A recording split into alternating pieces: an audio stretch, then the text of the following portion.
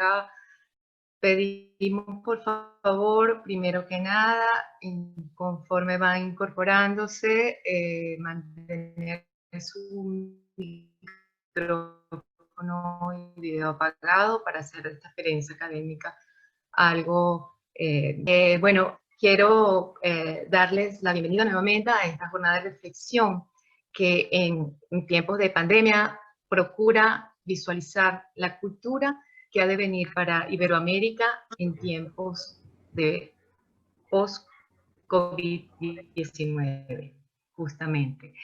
Luego de 4 semanas que tenemos en estas charlas, no me queda reparo en decir que esta iniciativa académica llevada adelante desde la Maestría de Gestión y Políticas Culturales de la UCB para conmemorar su 10º aniversario, ha trascendido lo que son estos ciclos, ha complementado la academia tradicional y ha tenido toda la riqueza y el aporte que ustedes han podido dar y que nos hace y nos desafía a que pueda seguir siendo un espacio de provecho para los venideros meses. Hoy me corresponde presentar a los protagonistas de esta 10ª ponencia enfocada en la libertad comunicacional y cultural, tema por demás transversal en lo que refiere a la práctica democrática antes y después de esta compleja coyuntura global. Nuestro distinguido invitado, Raúl Trejo del Arbre, a quien admiramos y seguimos desde el ejercicio del periodismo y la comunicación, es un férreo defensor de ese derecho universal que es el acceso a la información. Doctor en Sociología, maestro en Estudios Latinoamericanos y licenciado en Periodismo por la Facultad de Ciencias Políticas y Sociales de la Universidad Autónoma de México, UNAM, su país de nacimiento. Es además investigador titular en el Instituto de Investigaciones Sociales de la mencionada UNAM, en donde ejerce la academia desde 1974. También pertenece al Sistema Nacional de Investigadores, SNI, y al Instituto de Estudios para la Transición Democrática, el IETD, de México. Disculpen, alguien tiene abierto el micrófono. Es investigador titular, disculpen, en 1994 le fue otorgado el Premio Nacional de Periodismo Distinción, que sumó méritos para llegar a presidir las asociaciones mexicanas de investigadores de la comunicación y la de Derecho a la Información entre 2009 y 2011. Dentro de su amplia y brillante obra ensayística resuenan títulos como Simpatía por el rating, Viviendo el Aleph, la sociedad de la información y sus laberintos, Mediocracias sin mediaciones, Volver a los medios de la crítica a la ética y La nueva alfombra mágica, usos y mitos de Internet. Además, es coautor de otros 112 libros, prologuista y ensayista en revistas académicas y articulista en revistas no académicas. Profusa de su creación en conocimiento, por lo que ha merecido el premio Fundesco en ensayo 1996 en España y la medalla al mérito universitario de la UNAM en 2009. Bueno, termino. Para moderar su intervención e introducir el tema repensar las políticas culturales y comunicativas post-COVID, sin libertad de comunicación no hay libertad cultural, damos la bienvenida al profesor Carlos Enrique Guzmán Cárdenas, coordinador de nuestra maestría y paladín de estas jornadas. Recordamos brevemente sus credenciales doctorante. Es doctorante en Humanidades, magíster en Scientarium en Administración, especialista en Ciencias Administrativas, y sociólogo de la Universidad Central de Venezuela. Además, es profesor e investigador del Instituto de Investigaciones de la Comunicación ININCO y de la UCB y profesor asociado de la Escuela de Comunicación Social de la Universidad Católica Andrés Bello, coordinador de las líneas de investigación, Sociedad Informacional, Política y Economía de la Comunicación y la Cultura, muy a tono con lo que se va a conversar hoy. Además, es merecedor de la Orden José María Vargas por la Universidad Central de Venezuela en su segunda clase en 2018 Y bueno, como ya hemos mencionado, es el artífice de la maestría en Gestión y Políticas Culturales de la Facultad de Humanidades y Educación de la UCB, y la cual está conmemorando sus 10 años. También es director del Observatorio Venezolano de Políticas Culturales y un prolijo autor en materias de industrias creativas, economía de la cultura, políticas culturales y gestión cultural. Y bueno, antes de finalmente darle la palabra al profesor Cárdenas para que haga un merecido introducción y moderación de nuestro invitado estelar, quiero por favor pedirles que mantengan cámaras y micrófonos cerrados. Vamos a superar este escollo y les invito para que tengan esta muy buena jornada en nuestra charla del día de hoy. Gracias y adelante, profesor Cárdenas. Muy buenos días a todos nuestros amigos que están conectados en esta plataforma de Zoom. Antes de hacer la presentación de rigor del profesor Raúl Trejo, hay que hacer una confesión. Estos intentos de hackeo no han sido solamente con la conferencia del profesor Trejo, han sido reiterativos con otros conferencistas. Evidentemente, la posición crítica que mantiene esta maestría con todo lo que está aconteciendo en materia cultural en el país nos ha puesto como objetivo de muchos hackeos. Es decir, estos no son hackeos casuales que simplemente llegan para fastidiar nuestras conferencias. De hecho, hemos participado en otras conferencias y esto no ha sido la norma. Hago este comentario simplemente para que nuestros compañeros sepan por qué decidimos el día de hoy tocar el tema de la libertad de expresión y la libertad de comunicación y la libertad cultural y artística. Quizá para muchos gestores culturales no les pareciera con mucho sentido plantearnos este tema de la libertad de expresión y de la libertad comunicacional, porque normalmente los gestores culturales están más preocupados por el tema de sus propias áreas culturales y a veces nos olvidamos que hay temas transversales para el desarrollo de una gestión cultural verdaderamente democrática, innovadora, participativa, incluyente. Y es que precisamente ese tema es el de la libertad de expresión, es el de la libertad de comunicación.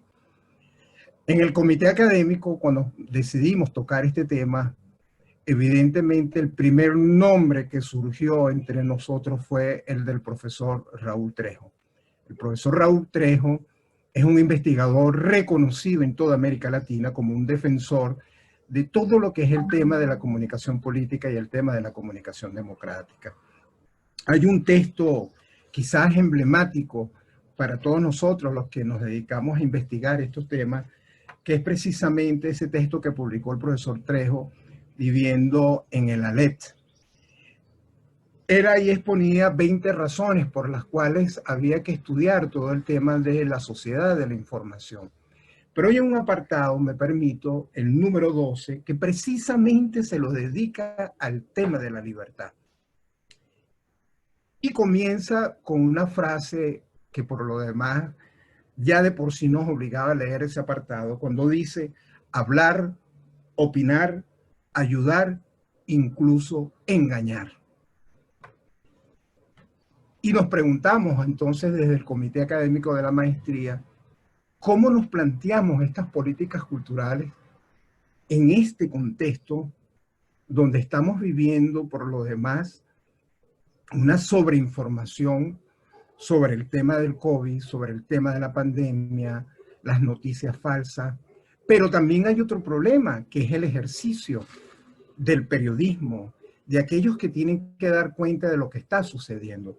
Yo tengo cifras aquí aportadas por el secretario general del Colegio Nacional de Periodistas, seccional Caracas, el profesor Edgar Cárdenas, y simplemente para darles una idea, según IPIS, en lo que va de esta pandemia, tenemos más de 212 casos de agresión, secuestro, censura, a lo que es el ejercicio democrático de la libertad de expresión.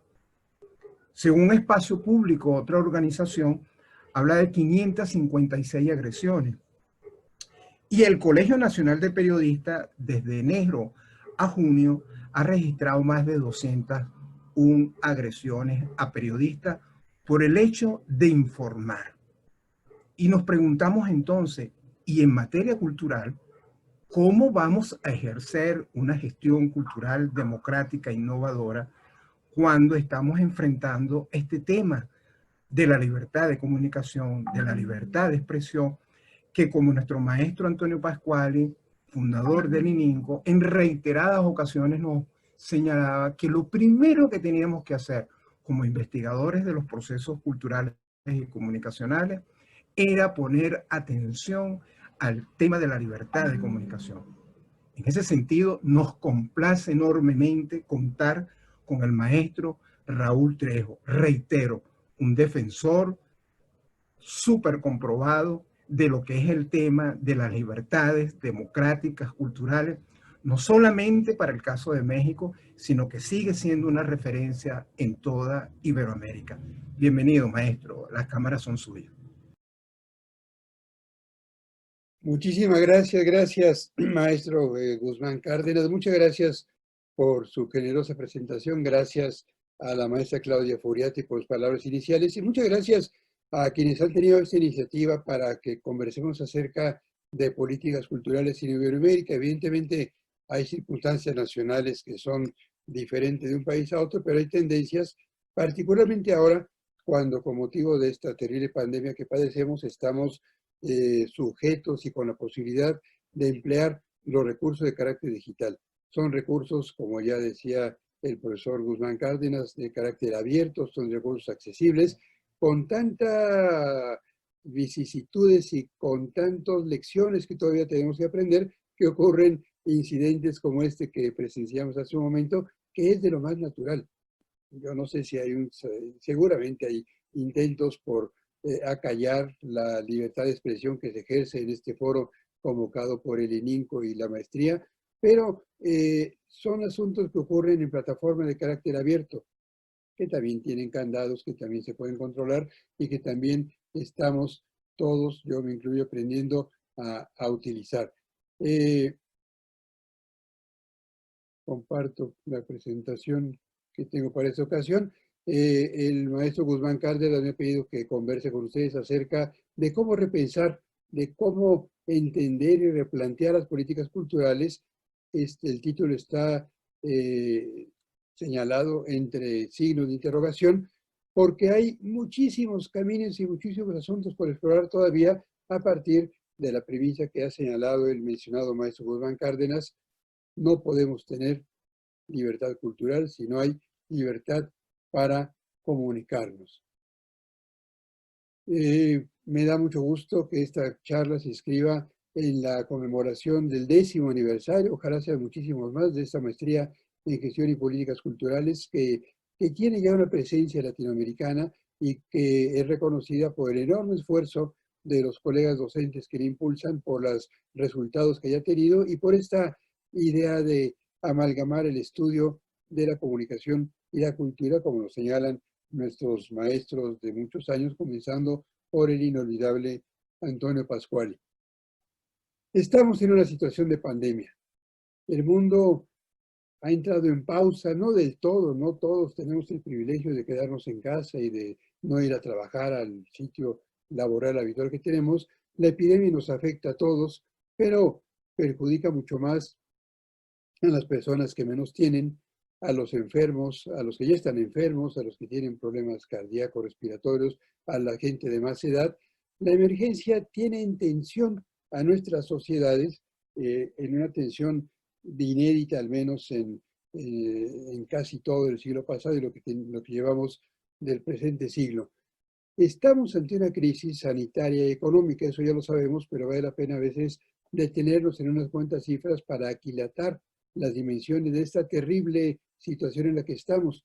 En América Latina y el Caribe, en nuestra región, se calcula, son datos de la CEPAL y de la Organización Panamericana de la Salud, se calcula que el Producto Interno Bruto en promedio, a algunos países les irá peor que a otros, va a caer más del 9%. El desempleo que ya había aumentado al 8.1, va a subir a más del 13% en este año. Los desempleados, en una cifra amplia, estamos hablando de desempleo abierto y no de subempleo, van a subir cerca de 15 millones o más de personas. La pobreza va a crecer en por lo menos 4 puntos porcentuales. América Latina, igual que otras regiones del mundo, va a retroceder varios años, o dicho de otra manera, recuperarse de esta crisis y le va a tomar varios años a toda nuestra región. Esta pandemia tiene un efecto acaparador, lo invade todo. Sus consecuencias culturales y sociales son como el virus mismo de carácter biológico. El virus se mete en nuestro sistema respiratorio, llega al circulatorio, afecta a distintos órganos. Bueno, en términos culturales y sociales, la pandemia se instala en todos los ámbitos de nuestra vida pública y privada. En el caso de los medios de comunicación, todos sabemos que estos medios, sea cual sea aquel al que nos asomemos, están hoy en día saturados con avisos, con informaciones, con reiteraciones. Los datos de la pandemia, comentaba hace unos minutos con la maestra Furiati sobre la situación mexicana, evidentemente cambian todos los días. Hoy tenemos más víctimas del coronavirus, del COVID, ayer y ayer más que antier. Estamos en una vicisitud permanente, conociendo los datos de cómo se incrementa esta epidemia. Y estamos, me parece a mí, ante un metaevento. ¿Qué es esto? Así denomino yo a un acontecimiento que ocupa toda nuestra vida pública y privada, que desplaza todos los planes que teníamos, que determina o modifica todo lo demás. Hay acontecimientos históricos cardinales en el desarrollo de las civilizaciones. Yo me acuerdo, por ejemplo, tengo edad suficiente para hacerlo, del asesinato de Kennedy a comienzos de los años 60, o de la llegada del hombre a la luna en 69, o todos recordamos, quienes están en esa maestría seguramente, la caída de las Torres Gemelas en 2001 al sur de Manhattan. Todos nos acordamos qué hacíamos en momentos en los que ocurrían estos acontecimientos, porque son acontecimientos acotados a una temporalidad cronológica y a un sitio específico. En cambio, la pandemia es un asunto que va más allá del acontecimiento histórico, es un evento que resulta transversal a todos los demás. No empezó en un día específico, no podemos señalar a qué horas, quizá nos enteramos, pero no a qué horas la humanidad empezó a padecer esta epidemia.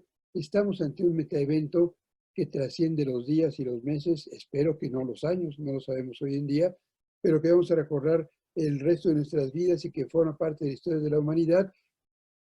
Nos involucra a todos este metaevento, como lo denomino, y por eso es imposible capturar, aprender, entender todos sus efectos desde una sola perspectiva, ni desde el estudio de la sociedad, ni desde el estudio de la cultura,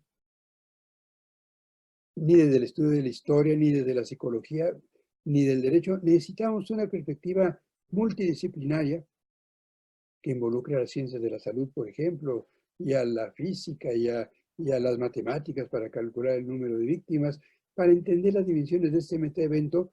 Es tan totalizador este acontecimiento entre el que estamos, que, por ejemplo, quizá a ustedes les haya ocurrido tropezarse en línea o en los medios convencionales con relatos de la pandemia. Mucha gente está haciendo, o los empezó a hacer desde hace varios meses, diarios personales. ¿Qué hacemos el día tal de la pandemia? ¿Cómo nos levantamos? ¿Cómo transcurrimos el día? ¿Qué asombros o reiteraciones tenemos? Una de las maneras para comprender las dimensiones de este metaevento es mirar nuestros registros personales o los de otros, como veremos un poco más adelante, que se están elaborando en la creación audiovisual de nuestros países. Los espacios digitales. Esto es evidente, tan evidente que estamos conversando y encontrándonos en uno de ellos, tienen una renovada centralidad. Ya acostumbrábamos conversar en chats de Facebook, comunicarnos por Messenger o por este tipo de aplicaciones, descargar música de Spotify.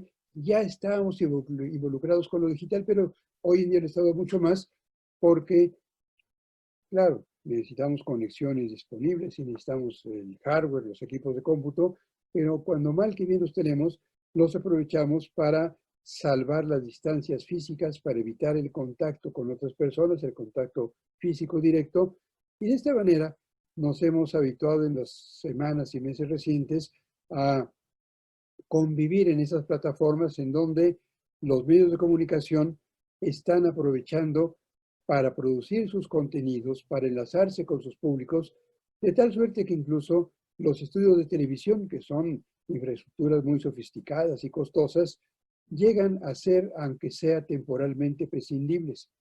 Hay conductores de noticieros o de programas de entretenimiento como este señor que ven ustedes que dirige un show en la televisión de Estados Unidos, el señor Jimmy Fallon, que han tenido que transmitir desde sus casas, junto con su familia, con los niños, en medio de las circunstancias donde cada uno de nosotros vive. Ahora mismo yo veía a la maestra Furiati y al maestro Guzmán Cárdenas conectados a Zoom de sus casas. Yo mismo lo estoy haciendo desde el lugar donde trabajo aquí en mi domicilio en Ciudad de México. Cada uno de nosotros aprovecha estas plataformas para hacer de manera nueva, de manera no idéntica, pero de manera más o menos eficaz lo que antes hacíamos, y los medios de comunicación lo están haciendo con relativo éxito. Desde hace algún tiempo yo he tratado de distinguir entre dos tipos de medios de comunicación. Los medios que llamamos tradicionales, que denomino medios concentrados, que son medios como la televisión, la prensa y la radio, en donde muchas personas reciben mensajes de unas cuantas. Los medios concentrados son instituciones que, gracias a los mecanismos tecnológicos, la transmisión por televisión, el uso de las frecuencias de radio, la imprenta desde hace mucho más tiempo, son empleados para difundir contenidos, propagar mensajes entre audiencias amplias, en un ejercicio de comunicación. Esto es muy evidente para quienes conocen cualquier rudimento de teoría de la comunicación, concentrado y centralizado que llega a públicos amplios. Gracias a esto se ha acentuado la globalización en nuestro planeta y las grandes majors, las grandes empresas de comunicación tienen grupos muy amplios. Desde hace ya cerca de 2 décadas, estamos al mismo tiempo conectados cada vez más a medios de comunicación descentralizados, que son sobre todo las redes sociodigitales, que no tienen un eje, que no pasan necesariamente por un solo servidor o por un solo nodo de comunicaciones digitales. Son redes mucho más flexibles, de acceso amplio, con heterogeneidad de contenidos, bueno, tan amplio que no podemos dejar de recordar el incidente que ocurrió hace unos cuantos minutos. Este libre acceso tiene, insisto, muchas vicisitudes, y estas redes sociodigitales, que están estructuradas de manera completamente diferente al esquema centralizado y autoritario de los medios concentrados, los medios tradicionales, hoy en día nos están sirviendo de apoyo para comunicarnos a través de pantallas múltiples, versátiles y muy abundantes. Estamos trabajando, nos divertimos, nos divertimos en ambos sentidos del término, en el sentido de entretenimiento, pero también de escape de la realidad en la que estamos. Hacemos compras, hacemos gestiones financieras, incluso podemos recibir atención médica en una videoconferencia, podemos aprender, no es lo mismo al salón de clases, pero es un sucedáneo que estamos utilizando ahora, confirmando que la distancia física, cuando tenemos conexiones a Internet, no tiene por qué ser necesariamente distancia social. Ahora, durante la pandemia, este metaevento lo hemos vivido, por ejemplo, hablando de cómo la transcurrimos en relación con los medios de información, en tiempo real. Mientras ocurren las cosas, nos vamos enterando de ellas, sabemos de las alertas sanitarias, supimos cuando empezó en esta población en China, en Wuhan, la expansión del virus, hemos conocido recomendaciones médicas, más o menos entendemos cómo funciona el coronavirus, hay avances médicos que siguen desplegándose para tener una mayor comprensión, y sabemos con enorme ansiedad y esperanza de los avances o no en la búsqueda de la vacuna contra el virus que provoca el COVID-19. Pero esta información, precisamente como está colocada en plataformas de carácter abierto, como son las digitales, también implica que conozcamos noticias falsas, que nos enteremos de pronto de versiones repletas de charlatanería que nos hablan de remedios providenciales. Hay quien dice que con, qué sé yo, con unas gotitas mágicas o con jugos de algún cítrico o con alguna forma de radiología, qué sé yo, se puede evitar el COVID-19. No es cierto. Hay quienes dicen incluso que esto ha sido creado en un laboratorio para desestabilizar a la humanidad. Tampoco es cierto, pero muchas de estas informaciones han circulado abundantemente, igual que las informaciones ciertas, con tanta intensidad que hay quienes han considerado que igual que ante una epidemia, estamos ante una infodemia.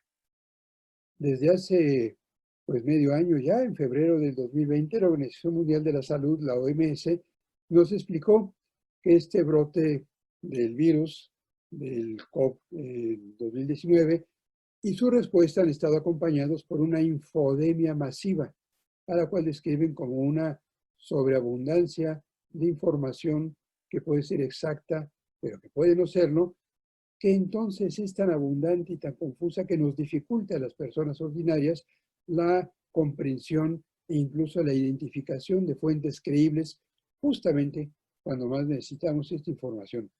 Por eso, aparte de la fundamentalísima atención sanitaria para detener la expansión del virus, el cubrebocas o el barbijo, como dicen en otros países, todos los recursos que ya conocemos, es indispensable detener la expansión de mentiras, y esto se ha hecho con una reconocible eficacia gracias a una amplia colaboración. Por una parte, hay grupos de periodistas en muchos países. En América Latina hay varias naciones en donde tanto medios coaligados de manera independiente como periodistas por su cuenta han creado sistemas para revisar noticias y verificar cuando son falsas y cuando son verdaderas. Por otra parte, las empresas de redes sociodigitales, Facebook, TikTok, Twitter, Instagram y algunas otras, han establecido mecanismos para que cuando una persona busca o menciona alguna información relacionada con el virus, nos remiten a la información cierta que está contenida, por ejemplo, en los sitios de la Organización Mundial de la Salud. Y hay muchos ciudadanos que han, durante la pandemia, aprendido que es pertinente distinguir entre las verdades y las mentiras, que no hay que dejarnos engañar por las primeras versiones que tenemos acerca de distintas implicaciones de la pandemia, igual que nos cuidamos de manera física ante el contagio por el virus, también nos cuidamos para no dejarnos contaminar por versiones de carácter engañoso. La información siempre tiene como contraparte a la desinformación, si no las cosas no serían tan sencillas. La censura, el abatimiento de la libertad, o mejor dicho, los intentos para ejercer este abatimiento, se enfrentan hoy a la estructura de Internet. No es lo mismo censurar un programa de televisión, que se puede hacer, claro, a veces transgrediendo la ley, cortando la energía eléctrica de la estación televisora, interviniendo la antena. En Internet esto no es tan sencillo, porque como no hay un centro en donde convergen todas las comunicaciones de la red de redes, es posible entonces que si hay un nodo de comunicaciones digitales intervenido, los internautas dispongan de otro más. Las dificultades que hay para censurar en línea también son facilidades para que se propaguen embustes y mentiras. De ahí este asunto de la infodemia que acabo de mencionar. La infodemia, en fin, se nutre en la ignorancia y el temor, pero también en la mala fe. Hay gente que le gusta engañar a las demás y que encuentra un campo de cultivo muy amplio en el natural temor que nos causa la actual situación de epidemia sanitaria. ¿Cómo nos comunicamos en la emergencia? Los medios de comunicación convencionales, los medios concentrados, como hace un momento les he llamado, están ante una situación tan novedosa, pero ante recursos tan amplios como son las redes digitales, que en muchas ocasiones hemos visto cómo los medios dejan de utilizar sus mecanismos de acopio y procesamiento de datos de manera centralizada en las redacciones para empezar a acceder a las redes sociodigitales. Hay revistas o diarios, incluso enteros, en donde las redacciones han dejado de funcionar de manera presencial. La sala de redacción es el sitio emblemático del periodismo en donde se congregan los reporteros con sus editores, en donde los reporteros reciben instrucciones, donde comentan sus notas, a donde las llevan una vez que las han recogido en la calle. Hoy en día están, aunque sea parcialmente desplazadas, por salas de Zoom o de plataformas similares como esta que estamos utilizando nosotros. Estamos ante una descentralización del trabajo periodístico que contrasta mucho con la lógica centralizada y autoritaria que hasta ahora había definido a los medios de comunicación convencionales. El entretenimiento, por otro lado, también está dependiendo de las pantallas digitales. La televisión, tan orgullosa y elitista como ha sido siempre instalada en un nicho al que muy pocos pueden acceder, porque, lo dije hace rato, muy pocos comunican por televisión los muchos mensajes que son recibidos por muchas personas más. Esta televisión, para poder transmitir, como en el caso del comentarista de televisión estadounidense que les mencionaba hace unos minutos, está aprovechando las plataformas digitales para transmitir y para que muchas de sus audiencias reciban sus mensajes. Zoom, Skype, Hangout o cualquiera de estos mecanismos son empleados por medios convencionales para no dejar de difundir los contenidos que están generando en este metaevento. En el metaevento la comunicación se genera sobre todo, no de manera exclusiva, y fundamentalmente para estas redes de carácter digital. ¿Y cómo nos entretenemos? Bueno, esto ya lo saben ustedes, que en muchas de sus circunstancias están encerrados en sus casas o fundamentalmente tratan de no salir, y en vez de ir a la sala de cine o al teatro o al centro comercial o al parque donde caminábamos antes, nos quedamos enclaustrados en nuestros domicilios mirando series de Netflix y de Amazon y de sistemas de transmisión en streaming como estos. ¿Qué mira la gente durante la pandemia? Estos son datos de hace 2 meses, más o menos, de un poco más. A comienzos de marzo en Estados Unidos, que es donde está medido esto, ya instalada la epidemia en muchas ciudades de la Unión Americana, se veían más películas de niños, el doble que en épocas anteriores, por supuesto, pero sobre todo se había multiplicado la contemplación y la contratación de películas de ciencia ficción, de filmes sobre dramas apocalípticos, las películas que reflejan situaciones drásticas, situaciones inimaginables o casi le gustan más a las personas en esta situación de pandemia que películas tradicionales. Las películas románticas son hoy menos vistas que en épocas anteriores. Algo nos revela de nuestra psicología en la pandemia, sin querer jugar al psicólogo aficionado, este tipo de información. Nos gusta mirar contenidos que nos apabullan de tal manera que, aunque sea por un rato, nos olvidamos de la epidemia que hay por las calles. El deporte. Yo les debo confesar que yo soy un aficionado de fútbol, más bien de diván. Yo voy poco a los estadios, miro mucho el fútbol aquí en casa. No me van a ver ustedes en esa circunstancia, pero hoy juega el Real Madrid. Al rato que juegue el Real Madrid, quizá me ponga mi camiseta de este equipo español, del cual yo soy, lo siento por los que le van al Barça, pero yo hace muchos años le voy al Madrid por circunstancias que en otra ocasión les platicaré.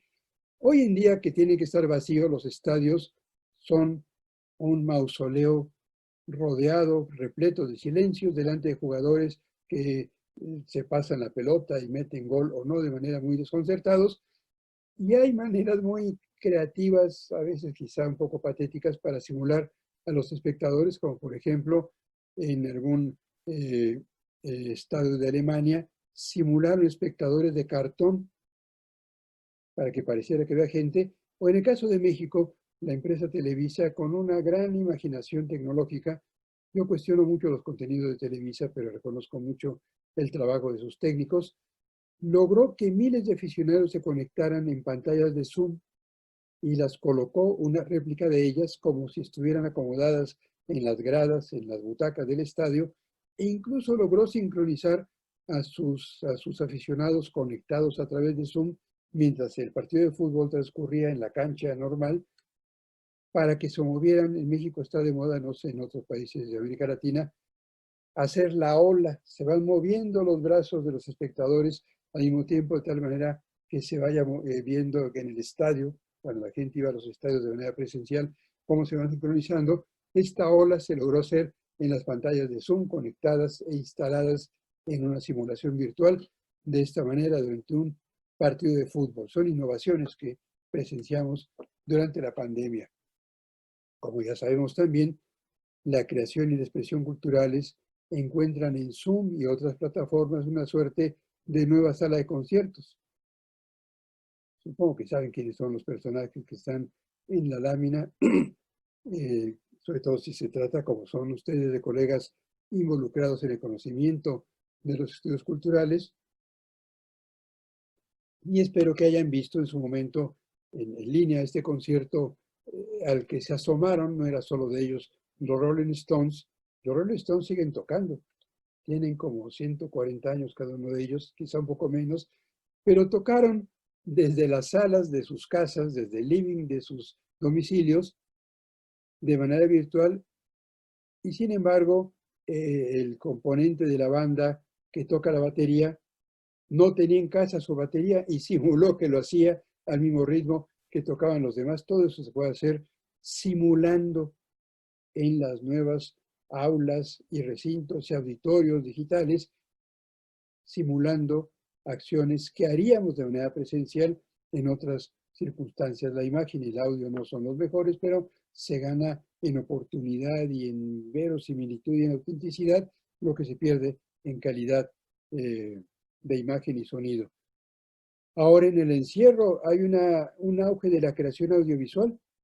Muchos cineastas, muchos videoastas, muchos alumnos de comunicación de nuestras universidades han ensayado a hacer programas o series o clips, aunque sea audiovisuales, con sus teléfonos celulares.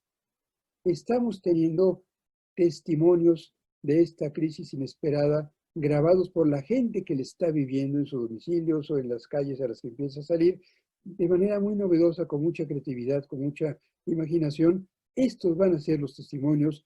Lo mismo hay novelas que se están haciendo de la pandemia, cuentos y relatos que ya se empiezan a publicar, diarios abiertos que yo mencionaba en muchas publicaciones digitales, tanto en nuestro idioma como en otros más.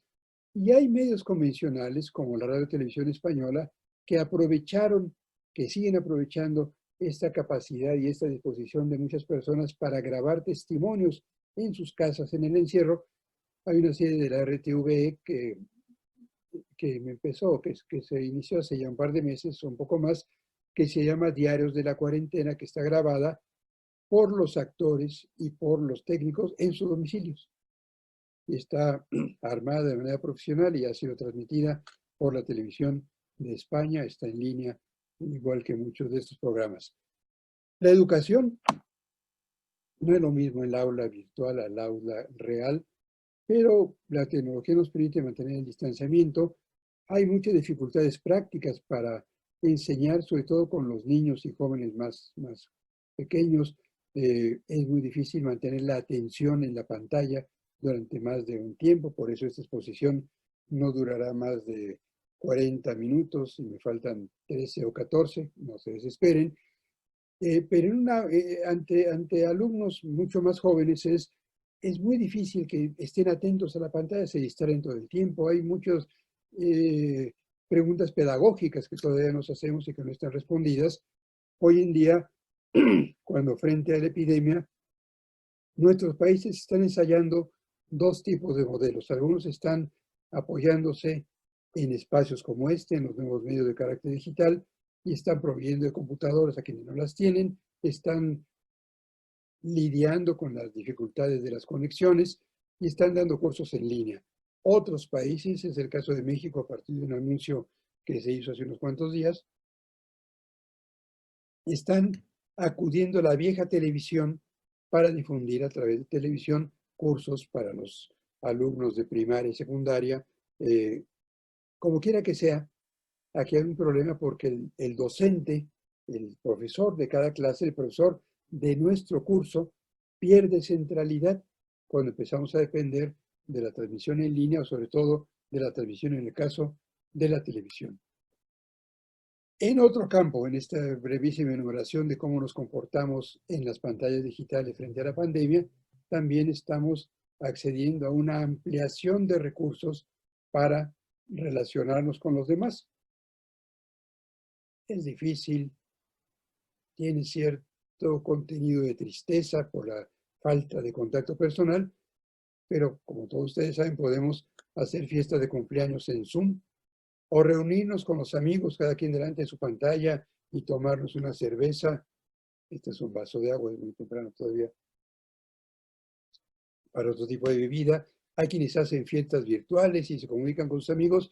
Estamos haciendo de estos espacios, ya lo eran, hoy lo son de manera más enfática, territorios de encuentro personal que nos permiten confirmar que la gente puede relacionarse a través de los ámbitos de carácter digital sin perder espontaneidad, sin perder sinceridad.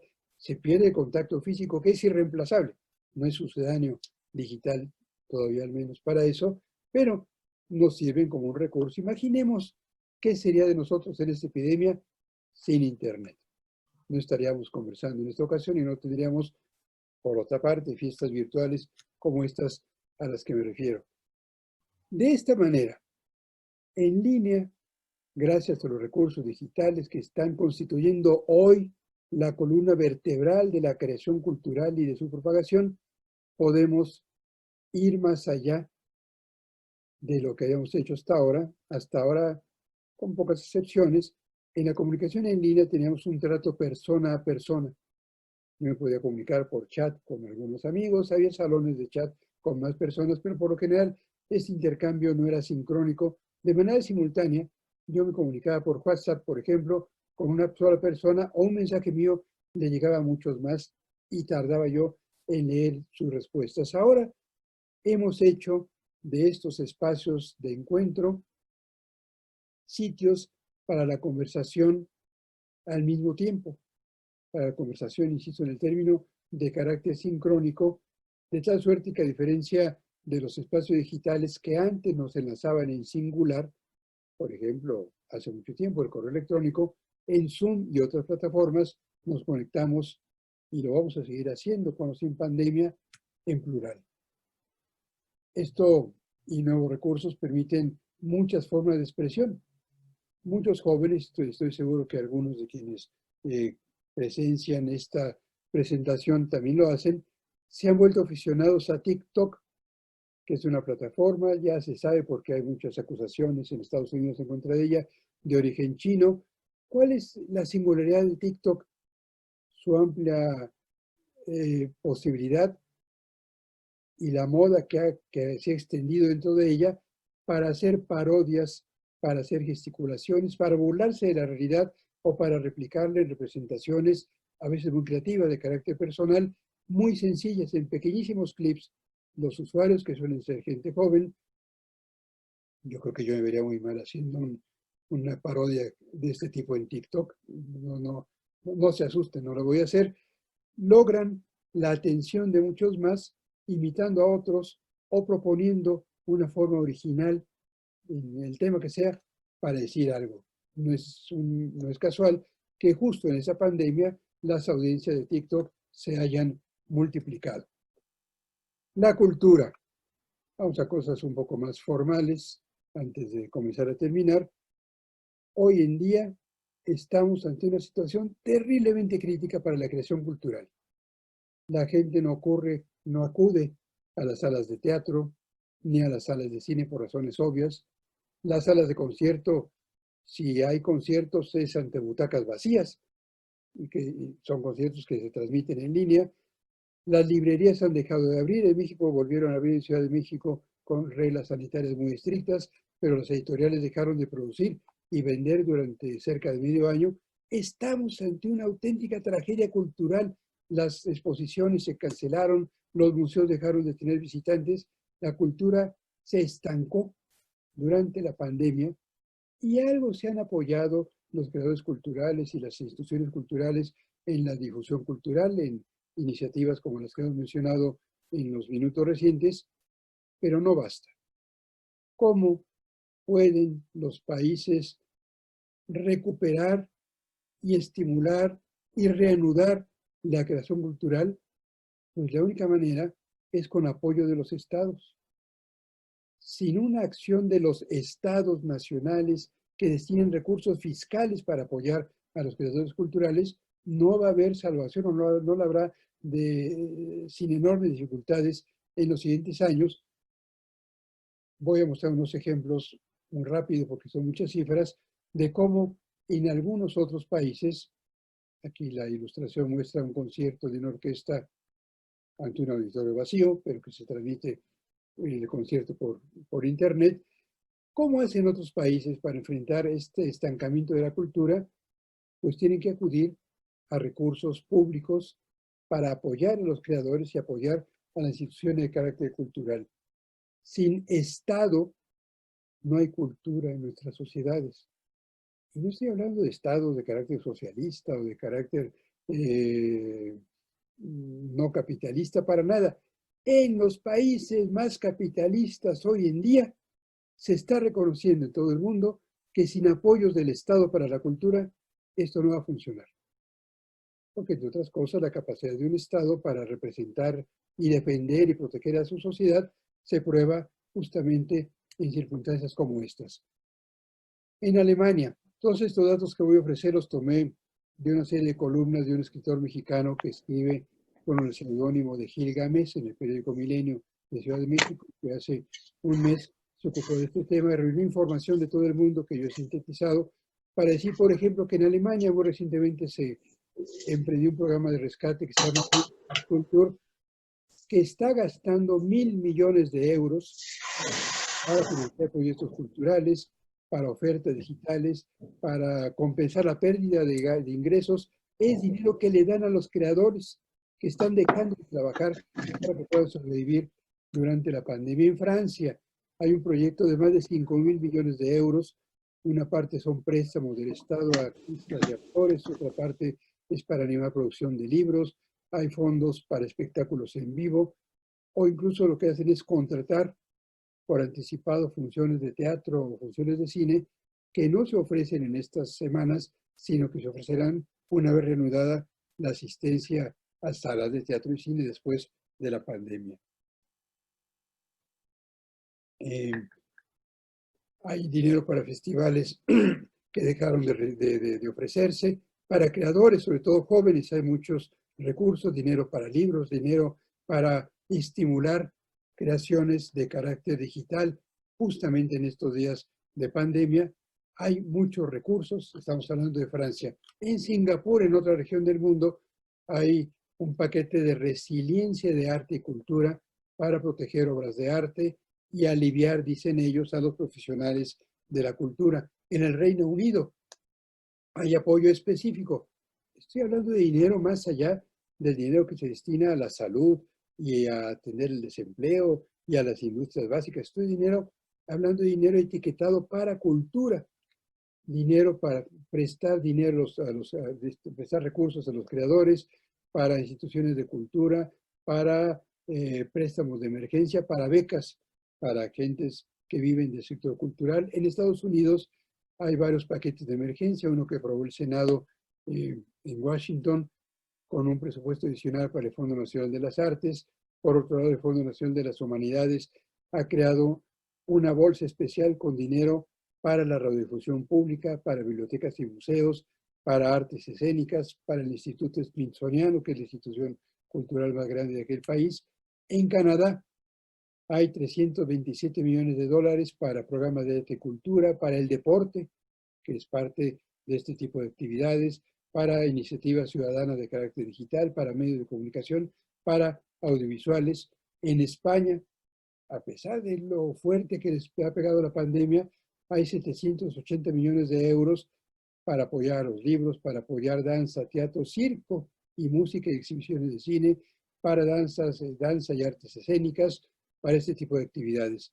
En Uruguay, para venir a nuestro continente, hay una cantidad más modesta, 5 millones de pesos uruguayos para comprar funciones, el esquema que les mencionaba hace un momento, por anticipado, que más tarde serán ofrecidas en centros educativos y grupos sociales, el triple de dinero para fondos concursables ante convocatorias abiertas y para un fondo de estímulo a la formación y creación artística. Con muchas limitaciones, diversos países están respaldando a la cultura, reconociendo que sin Estado y recursos de carácter público no hay manera como nuestras sociedades puedan resarcirse de este terrible estancamiento. Recuerden las cifras de crisis económica que les ofrecí al comienzo de esta conversación, en donde una de las más fuertes expresiones del desempleo, de la falta de recursos, del cierre de empresas, de la falta de asistencia de la gente a salas de teatro, a tiendas, a librerías, a todos estos sitios, es el efecto que tiene la cultura. Y por último, no puedo cerrar esta conversación sin recordar de manera muy enfática que nada de esto que estamos conversando puede concretarse, que no hay cultura, ni hay creación, si no hay libertad. Y en países como los nuestros, la libertad de expresión, la libertad de creación cultural se ejerce con dificultades a veces mayores, a veces menores, pero hoy en día, ante la crisis creada por el COVID-19, tenemos circunstancias de estados autoritarios en todo el mundo, en donde el autoritarismo que de por sí existía se redobla porque para enfrentar la crisis, en vez de abrir la sociedad a la participación de los ciudadanos, hay gobernantes que tienen temor de reconocer las dimensiones de la epidemia, que tienen temor de que la sociedad participe y entonces restringen la libertad de creación y la libertad de información. Por ejemplo, siempre hay, por desgracia, persecución contra periodistas que se redobla en este tipo de circunstancias. En países como los nuestros hay gobiernos que no quieren que se conozcan los datos completos de la epidemia, que están reticentes a que se conozca cuántos muertos hay, cuántos contagiados, incluso a que haya pruebas de COVID, pruebas rápidas que permitan tener mecanismos estadísticos para saber cómo van creciendo los contagios. En esta situación, uno de los sectores que más padece la epidemia es el de los periodistas. Los profesores universitarios más o menos nos quedamos en nuestras casas. Mucha gente puede trabajar desde casa. El reportero, ¿no? El reportero tiene que salir a la calle, tiene que buscar la realidad. Y si la realidad está determinada por una epidemia, pues se pone un cubrebocas y sale a grabar, y sale a entrevistar.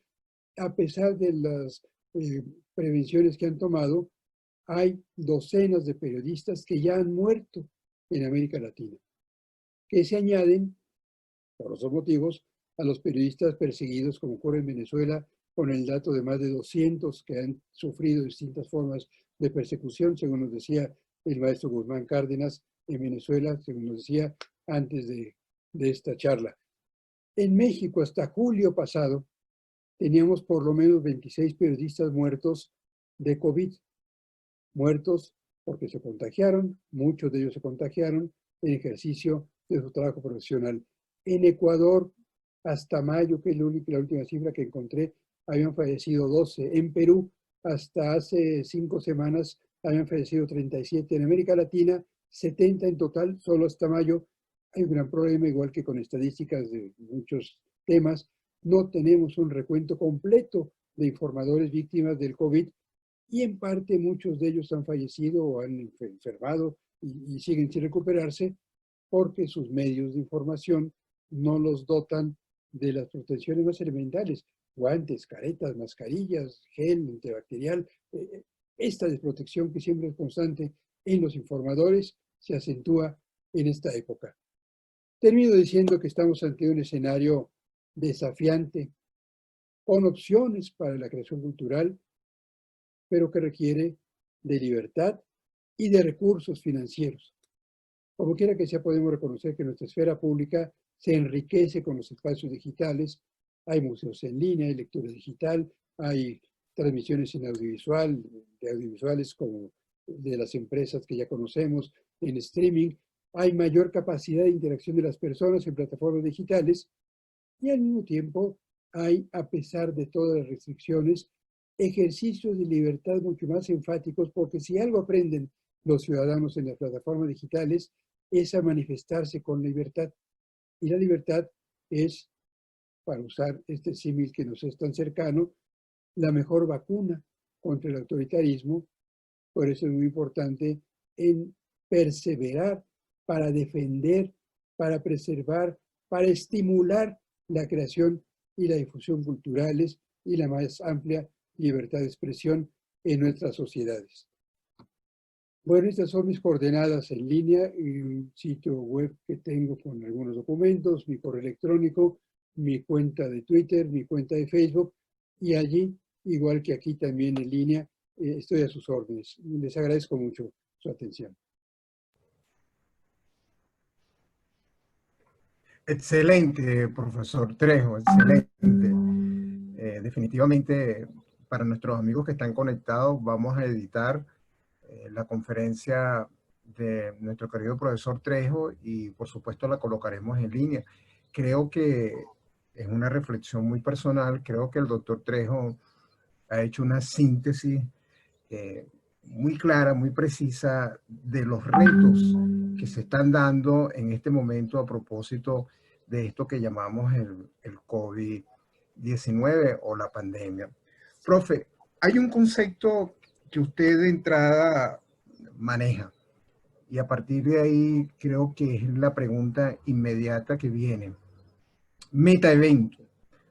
Es decir, evidentemente estamos en presencia de una situación que no tiene características comparadas a otras oportunidades.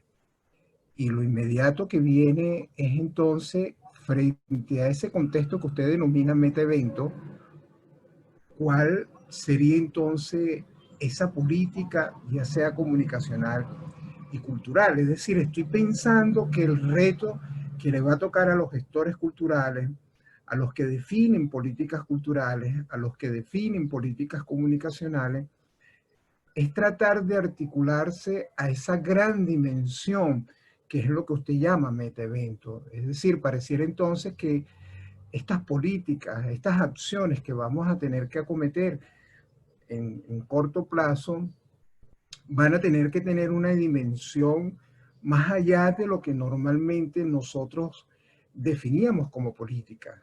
Eso es lo primero que me llama la atención. La segunda reflexión es el papel que usted le asigna al Estado. Es decir, en definitiva, el Estado seguirá siendo el gran garante de la producción cultural de alguna manera, o para darle cierta estabilidad a la producción cultural de nuestros países. Claro, no he entrado en el tema de las características de algunos estados. Si usted me pregunta en el caso venezolano, pues yo le voy a decir de inmediato que nosotros estamos en presencia de lo que yo denomino, y el profesor Tulio Hernández ha denominado también, una suerte de autoritarismo cultural. Frente a ese autoritarismo cultural y trasladado también al campo comunicacional, uno empieza a preguntarse, bueno, ¿cuál será el papel que tendrá el Estado? Pero evidentemente usted está haciendo referencia al Estado latinoamericano. La otra observación que me llamó mucho también la atención es lo que usted ha venido trabajando incansablemente, el papel de los ciudadanos en red. Creo que eso es sustancial en este tema. Usted mismo ha dicho que frente a regímenes políticos autoritarios, quienes los que tienen esa capacidad para desafiarlos son los ciudadanos en red. Entonces, claro, uno piensa de inmediato estos ciudadanos en red, cómo se están formando, cuál es su grado de capacitación, nuestros sistemas educativos que nos agarró a todos de sorpresa sin tener, digamos, las habilidades, las competencias, capacidades para potencializar estos ciudadanos en red. La otra observación, creo que aquí está la profesora Luisa Torrealba, que es realmente una de nuestras grandes investigadoras en el ININCO sobre lo que es el tema del periodismo. Está también la profesora Moraima Guanipa de la Escuela de Comunicación Social, bienvenida. Está el profesor Edgar Cárdenas también de la Escuela de Comunicación Social. han venido señalando la necesidad de repensar, reestudiar todo el tema del periodismo. Y me encanta que usted dice que no hay otra, que hay que seguir fomentando el periodismo de investigación. Eso me encantó que lo haya señalado. Pero eso también me lleva de inmediato a la otra consideración a propósito del tema cultural. ¿Cómo van a ser nuestros periodistas que están en el área cultural? Es decir, ¿qué pasa con eso que en la década del 80, 90 tuvo una brillantez, que era lo que nosotros llamamos el periodismo cultural? Es decir, el periodista como tal, el que registra, ya de por sí tiene limitaciones, digamos, sustanciales. Pensemos entonces ahora cómo va a ser ese periodismo de investigación específicamente en el campo cultural. Y hay una pregunta de nuestro querido profesor José Antonio MacGregor, de México. ¿Cómo interpreta usted, esto está dirigido, cómo interpreta usted la actuación del Estado en la necesaria redefinición de políticas culturales ante la pandemia en México? ¿Se han vinculado a la comunidad artística y cultural de manera empática y solidaria? ¿O sigue como que si no ha pasado nada, con programas a distancia, convencionales? Porque en México el Estado siempre ha sido un actor protagónico en el estímulo y conducción de las políticas culturales. Estas 4 reflexiones de entrada, profesor Trejo. Nada más. Bueno, me da tarea para mucho rato, pero espero tratar de sintetizar. Muchas gracias por sus preguntas. Gracias de nuevo por atender críticamente a esta conversación. Yo decía, estamos, profesor Guzmán, ante un metaevento en donde la principal singularidad de este momento es nuestra dificultad para entenderlo. No nos basta el conocimiento convencional que teníamos, no nos basta con entenderlo desde la biología y la química, ni desde la sociología y la historia.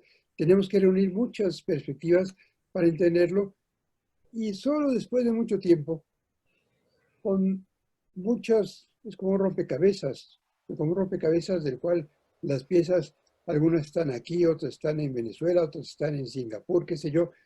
Cuando logremos juntar todas las piezas, si es que algún día ocurre, la recreación de este metaevento, cuando se haga la historia, va a tener que atender a muchas perspectivas. Esto ocurre siempre con los grandes acontecimientos, pero más con esto, el metaevento lo vamos, quienes lo relaten dentro de muchos años, van a tener que asomarse a los videos en TikTok, a las charlas en espacios como este, a los encuentros en Zoom, familiares, a los diarios de la pandemia que están transmitiéndose en televisión. Es lo que quiero decir. Nos falta mucha perspectiva para comprender y aprender en lo que estamos. Y por eso, para diseñar, para saber cómo van a ser las políticas culturales, creo que lo contamos hoy con los elementos suficientes, pero yo diría en primer lugar, uno, que estas políticas culturales, para ser tal desde mi punto de vista, siempre requieren de la actuación del Estado. Voy a tratar de explicarme. Creo que no hay política cultural que no sea una política pública. No hay política pública que no requiera del Estado. ¿Qué pasa con estados tan ciegos y sordos a las exigencias de la cultura como algunos que tenemos en América Latina? Aquí es el gran problema. El problema, no eludo con esto la respuesta, trato de acotarla, el problema no es de políticas culturales, sino de políticas a secas de los ciudadanos que mantienen o sobrellevan o padecen estados autoritarios. Primero hay que resolver el asunto del tipo de estado que tenemos y luego las políticas culturales. Y mientras tanto, ¿qué? Mientras tanto, creo que hay que insistir en que el Estado, sea cual sea, y la sociedad hagan lo posible por respaldar a la creación, y hay que tener una exigencia elemental, la de libertad para la creación y la expresión. Esto que digo son una sarta de obviedades, pero creo que estas obviedades son premisas necesarias para preguntarnos entonces, después de estos requisitos indispensables que son Estado, recursos, libertad, ciudadanos con posibilidad de expresarse, ¿qué va a pasar en la época post-pandemia? Que espero que alguna vez llegue y que llegue pronto. Y en esa época post-pandemia será imposible prescindir de varias realidades que se están forjando justo en estos días y meses. Una de ellas es la disponibilidad de recursos digitales para la creación cultural. Mucha gente que antes no lo hacía se ha animado a comunicarse con pequeños clips en TikTok, aunque sean de mal gusto, esa es otra cosa, la calidad no la juzgo ahorita. A hacer videos con el teléfono móvil como este, a leer en línea. La venta de libros en línea, no tengo el dato aquí, se ha multiplicado y muchas editoriales han compensado en parte la falta de ventas de libros en papel en librerías con la distribución de archivos de carácter digital. Hoy, porque no nos ha quedado de otra, estamos más involucrados en el ámbito digital que hace medio año. Y esa es una ganancia en términos de nuestro patrimonio cultural, en términos de lo que sabemos hacer y de los recursos que tenemos para hacer cultura.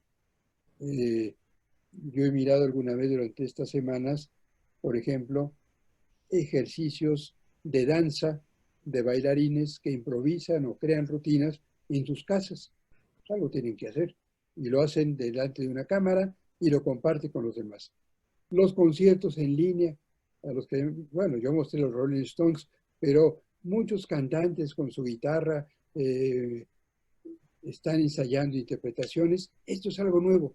Estamos viendo creación cultural sin intermediarios, del creador al público. Esto es algo que habrá que tomar en cuenta, cuáles quiera que sean las políticas culturales que se diseñen después de la pandemia. Y estamos viendo cómo los medios convencionales complementan sus canales habituales con la difusión en línea también. Y voy aquí entonces al caso de la prensa. El periodismo no será el mismo después de estos meses terribles de epidemia. En primer lugar, porque ha sabido mantenerse más allá del formato tradicional. El papel ya estaba siendo desplazado, pero lo ha sido mucho más. Yo no sé, en Venezuela, además yo sé que allá hay una crisis de papel y hay dificultades para que los medios independientes consigan esta materia prima. Bueno, en el caso mexicano, que es el que conozco, los diarios han reducido mucho sus tirajes, han reducido mucho su número de páginas, entre otras cosas porque hay menos anunciantes, y han crecido en línea. El periódico más importante de México, no digo que sea el mejor, el más importante, el Universal, acaba de renovar su sitio digital justamente para aprovechar este auge de lectores, y todos los días sus ediciones impresas traen una leyenda que dice: señores lectores, no tengan miedo de leer el periódico en papel. La Organización Mundial de la Salud ha dicho que el papel no transmite el COVID debido a las características de la tinta. Yo supongo que esto es cierto. Yo en lo personal, te los confieso, aquí a casa llegan 3 diarios impresos todas las mañanas. Todos esos los leo en esta pantalla. Como lector de diarios que soy de toda la vida, he escrito en diarios desde hace 45 años, leo diarios desde muy pequeñito. Hoy en día yo prefiero leer en la pantalla de la tableta a leer el diario en papel. Les habla un viejo que creció con esta expresión de la cultura impresa. No digo que sea el caso de todos, pero sí digo que gracias a los recursos digitales podemos hoy tener periódicos que lleguen más rápido, que lleguen con menos costo, que lleguen con menos barreras de todo tipo a sus lectores, y creo que esto es una lección importante. Y quizá para competir en el ancho campo que van a constituir cada vez más las plataformas digitales, el periodismo se ve obligado a ofrecer contenidos de calidad que descansen antes que nada en el ejercicio de la investigación. Es terriblemente difícil investigar en circunstancias de epidemia como esta. Tenemos temor de salir a la calle y este temor lo comparten los reporteros, que son quienes recogen información, pero también en la epidemia ya existía, pero se han acentuado y mejorado las capacidades de muchos periodistas para indagar a través de recursos digitales. Desde hace 10 o 15 años, los periodistas latinoamericanos ya hacen investigación en bases de datos remotas, a través de entrevistas a distancia. Hoy lo están aprendiendo más, y creo que esta es una virtud adicional que dentro de esta circunstancia terrible nos impone la pandemia. ¿Qué pasa con el periodismo cultural? Bueno, tendrá que adaptarse a estas circunstancias, tendrá que reseñar cómo se complementa, cómo se enriquece la cultura convencional con la cultura hecha y mostrada en el mundo digital,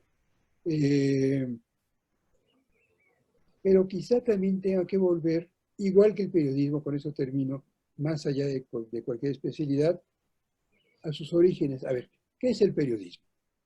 El periodismo consiste en identificar una noticia, recogerla, procesarla, darle contexto y publicarla.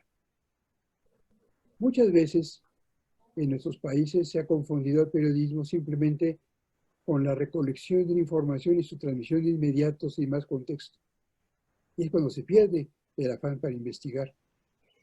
El periodista de investigación busca los porqués, no solo el qué, cómo y cuándo de la información, y busca rodear de contexto y darnos explicaciones para que podamos entender el acontecimiento. Y esto creo que ha dejado de ocurrir. Estoy completamente de acuerdo con, yo no conozco el periodismo de Venezuela, pero sí de otros países latinoamericanos, y reconozco que, como usted dice, se ha perdido el periodismo de investigación en el campo cultural. Lo mismo podemos observar aquí. Hoy el periodismo cultural, hablo de México, que es el caso que conozco más, no es más que la reseña de exposiciones, ya apareció tal libro, el escritor tal cumplió años, notas que son a veces de la sección de información sobre sociales, de sociedad o de espectáculos. Muchos diarios mexicanos han fusionado sus páginas culturales con las de espectáculos, como si fuera lo mismo. Tenemos que insistir en una reivindicación de la indagación en la cultura, que incluye sobre todo la reivindicación, yo creo, de la crítica cultural. La crítica de cine, la crítica literaria, la crítica de artes plásticas han perdido densidad en nuestros países y en el mundo en general. Son muy pocas las publicaciones internacionales donde hay una buena reflexión cinematográfica. Yo todavía alcancé a leer de joven Los Cahiers du Cinéma, de Truffaut, de Godard, de esta nueva ola de cineastas franceses, que además de cineastas formidables, eran críticos de sí mismos y de otros, y que contribuyeron a la crítica de cine, con muchos ejemplos en Latinoamérica. La crítica de libros, la crítica razonada de una novela, es muy difícil en América Latina.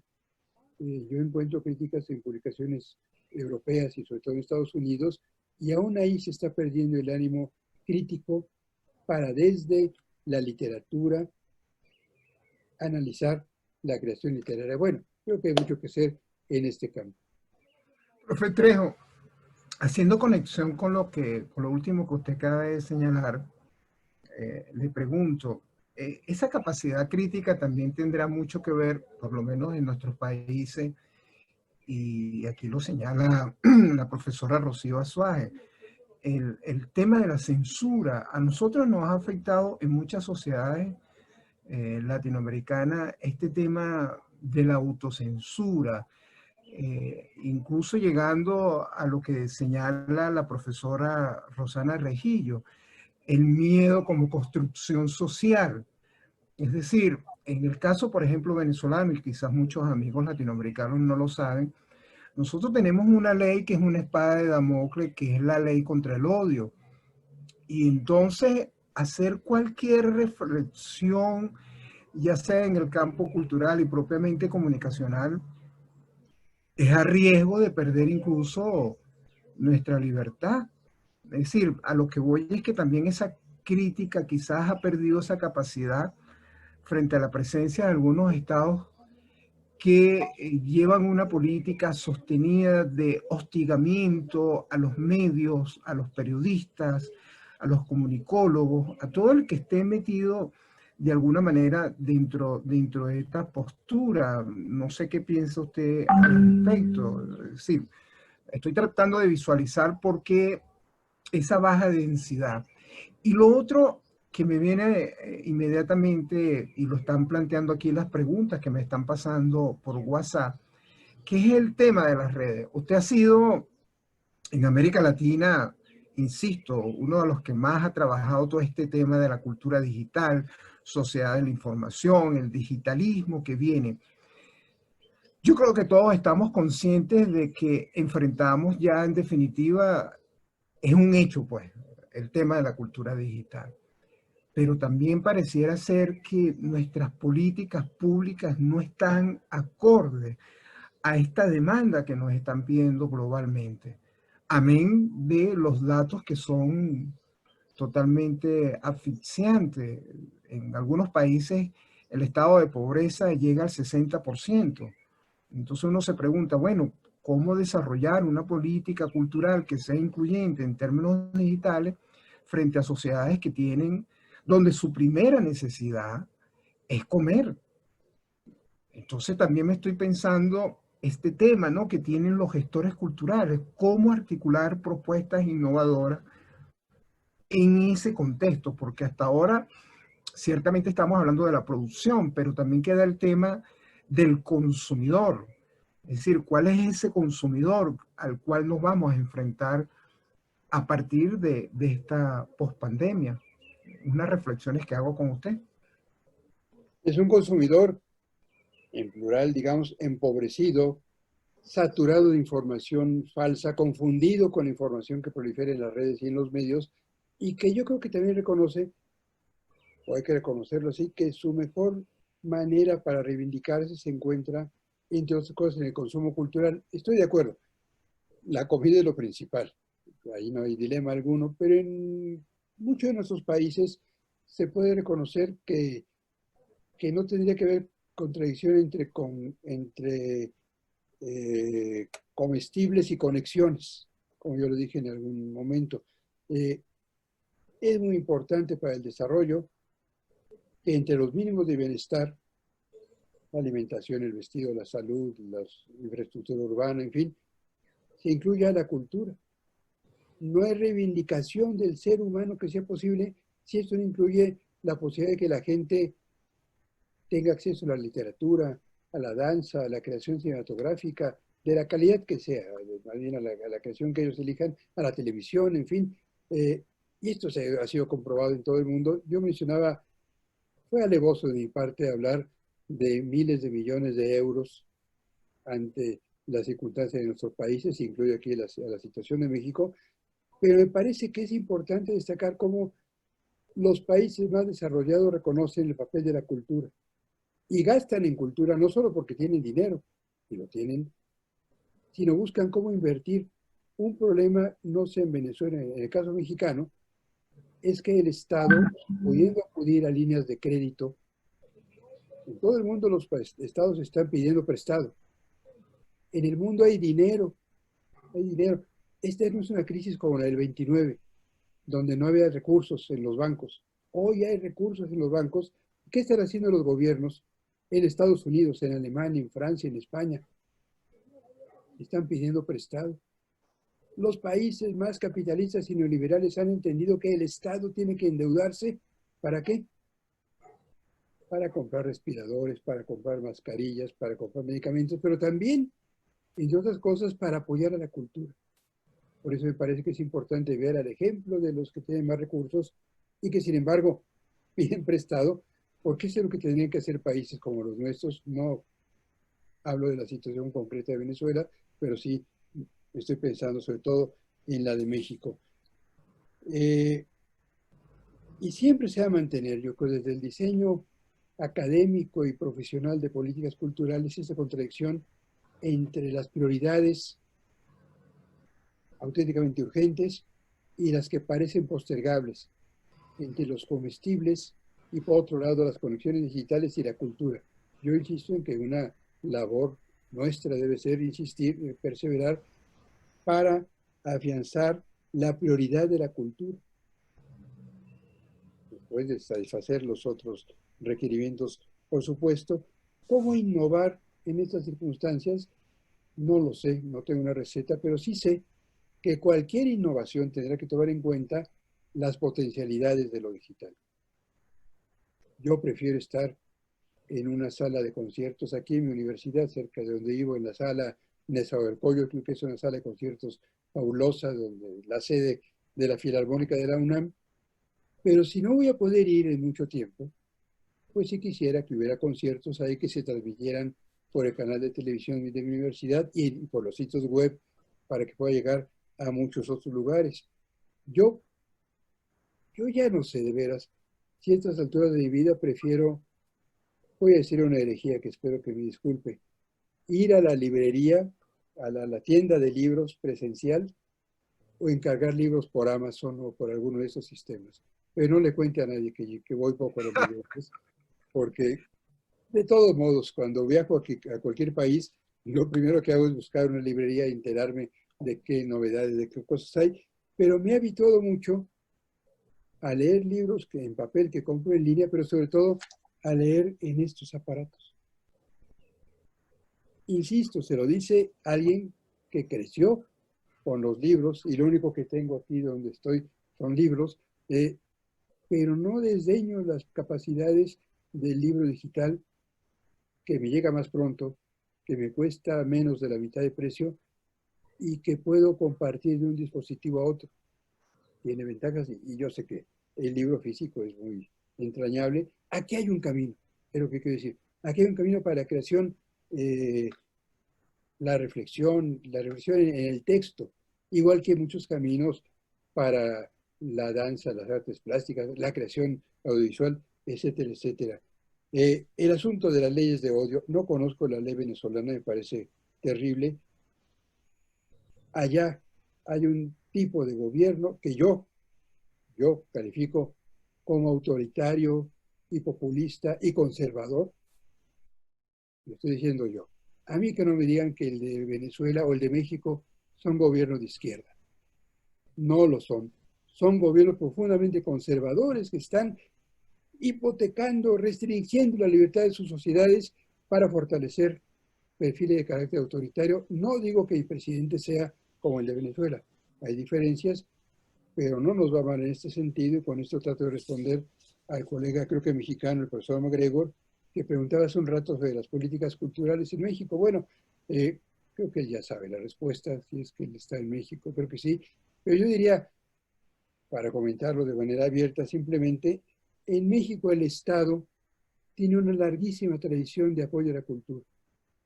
El muralismo mexicano de la época de Orozco, Rivera, Siqueiros, no hubiera sido posible si no lo paga el Estado. El cine mexicano de los años 30 y 40 del Indio Fernández y Pedro Infante también recibió apoyo del Estado, igual que cine de los años 60. La creación cultural, bueno, hemos tenido una editorial formidable, el Fondo de Cultura Económica, que hoy está sujeta a una orientación muy populista, pero tradujo a los grandes clásicos del pensamiento económico y político, comenzando por los libros de Carlos Marx, que qué bueno que los pudimos leer traducidos al español, las obras de Weber, cualquier pensador social pasó por el Fondo de Cultura Económica. El Estado mexicano ha sido un gran impulsor de la cultura. Eso se mantiene, pero con nuevas restricciones. El gobierno actual le ha quitado dinero a la investigación científica, a la divulgación cultural, a las becas para artistas y creadores, a muchas cosas para invertir en otro tipo de proyectos. Y esto no lo digo yo, esto lo denuncian grupos de artistas, de investigadores, de científicos que están, incluso mucha gente que desde 2 años simpatizó con el actual gobierno, votaron por López Obrador, hoy están sorprendidos porque no es un gobierno. Yo sí esperaba que ocurriera eso y yo no voté por él, pero muchos colegas y amigos míos dicen, por eso no queríamos votar. No es el gobierno por el que votamos que está cancelando apoyos para la creación cultural y para la ciencia. Y esto es especialmente costoso en estas épocas de pandemia. El discurso de odio, con eso termino. En todo el mundo, más allá de la circunstancia venezolana o mexicana, en todo el mundo, y a esto ayudan mucho las redes sociodigitales, por desgracia, se está extendiendo la tendencia a que prolifere una ideología que yo trataré de definir como de una presunta corrección política. Y me explico. La idea de que no hay que molestar los sentimientos de otros porque se pueden ofender, y la confusión entre la crítica política e ideológica y artística y la auténtica promoción del odio, están condicionando a mucha gente para que prefiera un pensamiento plano y no un pensamiento crítico, en todo el mundo. En Estados Unidos, hace unas cuantas semanas, un grupo de varias docenas de los principales escritores y artistas publicaron en la revista Harper's un manifiesto en contra de esa presunta corrección política que está inhibiendo el pensamiento crítico.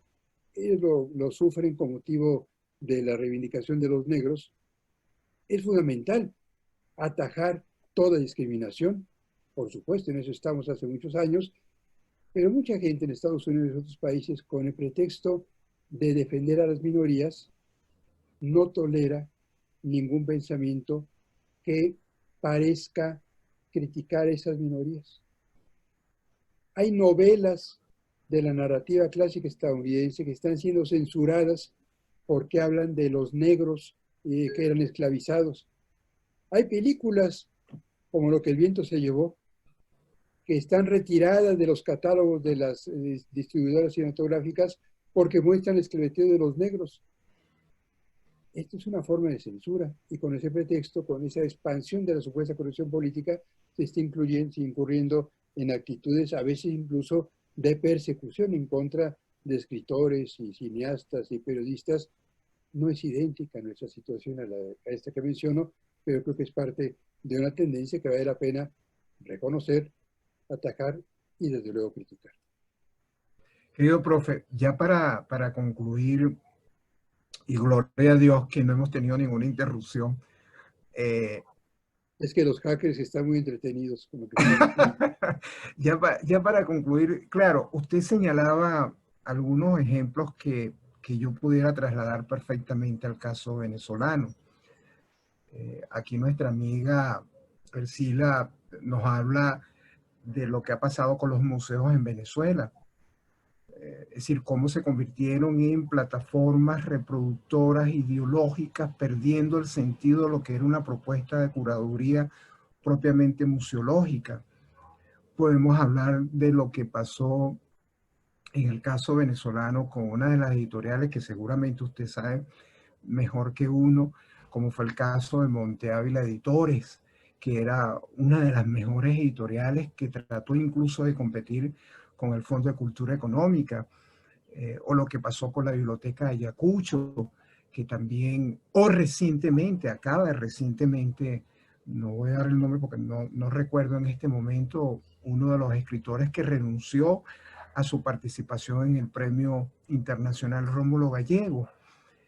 Hago esta referencia porque, bueno, son el caso venezolano, pero también pudiera ser lo mismo que está pasando en Brasil. Es decir, pareciera que esta tendencia a la que usted señala no tiene característica, llámese de derecha o llámese de izquierda, sino que pareciera que es una tendencia, insisto, donde el crítico, y en este caso el periodista, el comunicador social, se ve enfrentado a esta situación. Yo quisiera, si es posible, profe, que usted nos diga unas recomendaciones finales, es decir, para el ejercicio de la comunicación, para el ejercicio del periodismo, para el ejercicio de los que están al frente de las instituciones culturales y que intentan de alguna manera mantenerse con una postura democrática, incluyente. Pareciera que no es fácil lo que están enfrentando. Entonces, desde su perspectiva, con toda su experiencia, ¿qué es lo más recomendable para estos compañeros que están en esta situación? Yo quisiera tener una fórmula sencilla y ofrecérsela, la verdad es que no la tengo. Yo podría decirles que la creación y la divulgación cultural enfrentan desafíos adicionales a los que teníamos. Siempre ha sido difícil. el del creador cultural nunca es un papel sencillo, salvo que sea un escritor que vende miles y miles de ejemplares de sus novelas. Por lo general, no es ese tipo de rendimiento, de rédito los que se obtienen, pero un creador cultural lo que necesita son públicos. Y un promotor cultural lo que tiene que hacer es poner en contacto al creador, a los creadores, con sus públicos, de muchas maneras, inventando publicidad, diseñando eslóganes, abriendo espacios. Y repito, mi inquietud inicial, hoy en día, creadores y promotores culturales tienen la posibilidad de acudir al espacio digital.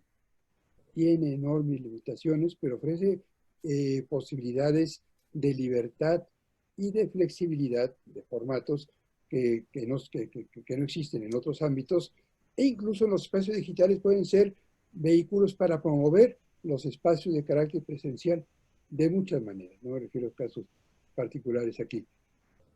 El creador y el promotor cultural tiene entonces, gracias a lo digital, la posibilidad de llegar a sus públicos y de encontrar algo que no siempre existe, que es retroalimentación. En la sala de conciertos a la que yo aludí hace un rato, si voy y aplaudo el concierto de la Filarmónica, puedo expresar de esta manera mi asentimiento y mi gusto con la interpretación que acaban de ofrecerme. Pues también lo puedo hacer de manera digital y de muchas otras formas de carácter muy versátil. Y entonces el creador y el promotor cultural acceden a algo que es inigualable, y el periodista también, que es la reacción de sus públicos. Yo estoy seguro que cuando un novelista encuentra en un salón de chat a lectores que aplauden su obra, eso le da mucho gusto. Quizá quisiera encontrarlos más en la librería o en un café, pero en Internet puede encontrarse con mucho más personas. El periodista tiene el contraste que le ofrecen sus lectores y destinatarios de los textos o piezas que produce gracias a los recursos en línea. No quiero hacer un elogio completo de la comunicación en línea, que es complementaria a la otra, que la que tenemos de manera presencial, pero después de esta pandemia y durante ella, creo que es una de las lecciones que se nos ofrece. No habrá de aquí en adelante creación y divulgación de contenidos culturales de cualquier índole que no se apoye de manera importante en los recursos digitales. No estoy respondiendo del todo a su inquietud, que entiendo perfectamente. Yo quisiera decir que hay una solución mágica, no la conozco, pero si la hay, va a pasar por la reivindicación de la imaginación y la creatividad en línea y de manera presencial, y por la reivindicación, junto con eso, y antes que nada, de el ejercicio de nuestras libertades. Es lo que tenemos que hacer con todas las dificultades que enfrentamos, con todos los autoritarismos que se resolverán de otras maneras, con todo y en el contexto que no es favorable. Hoy tenemos en los espacios digitales ámbitos de expresión, y en la medida en la que se despliegue el ánimo y el pensamiento crítico, creo que he estado más cerca de tener países en donde los espacios para la cultura sean parte de la democracia que creamos y recreamos y aspiramos todos los días.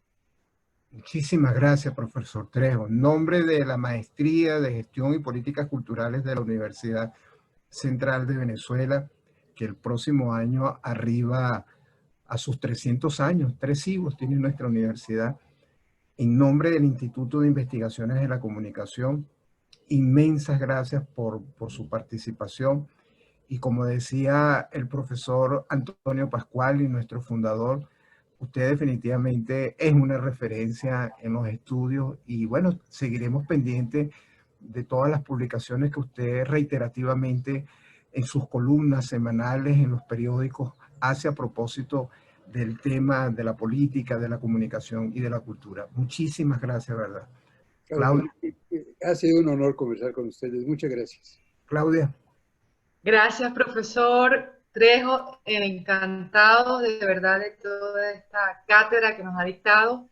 No nos queda más que, bueno, invitarlo a usted también a nuestra próxima charla, que es la 11ª, es el día lunes 10, sobre la cultura de la violencia justamente y cohesión social. Nos la va dar el profesor Roberto Briceño León, venezolano insigne, que ha estudiado mucho esta problemática,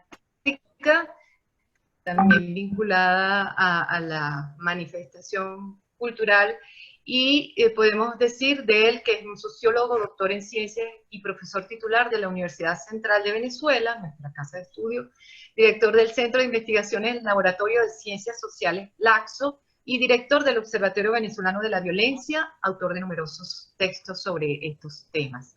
También los invitamos, por favor, a compartir su experiencia, sobre todo lo que fue el contenido tan valioso que nos ha proporcionado el profesor Trejo, a través de las redes sociales, y las etiquetas que les recordamos son Somos Gestión Cultural UCB y Cultura Postpandemia UCB.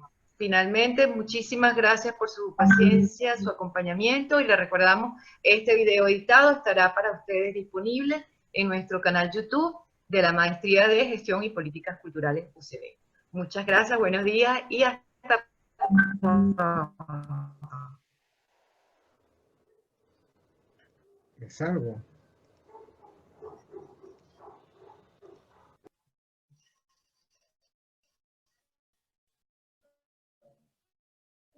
Buenos días, muchas gracias.